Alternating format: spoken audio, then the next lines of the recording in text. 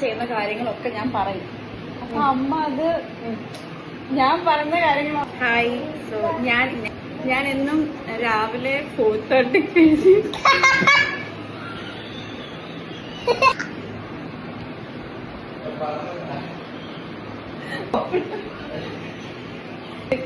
കാപ്പി ഉണ്ടാക്കുന്നു. ആ കാപ്പി ഞാൻ ഉണ്ടാക്കിയല്ലേ അപ്പയും ഹസ്ബൻഡും കുടിക്കത്തുള്ളൂ. എല്ലാം അരിഞ്ഞു വെക്കും. പിന്നെ അമ്മയാ പിന്നെ അതെല്ലാം കുക്ക് ചെയ്യുന്നത്.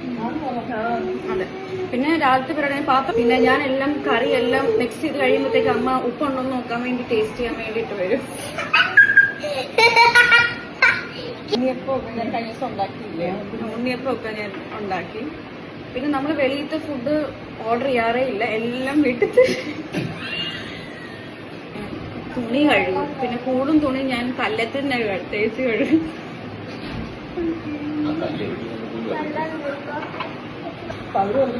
ജോലിക്കാരൊന്നും ഇല്ല.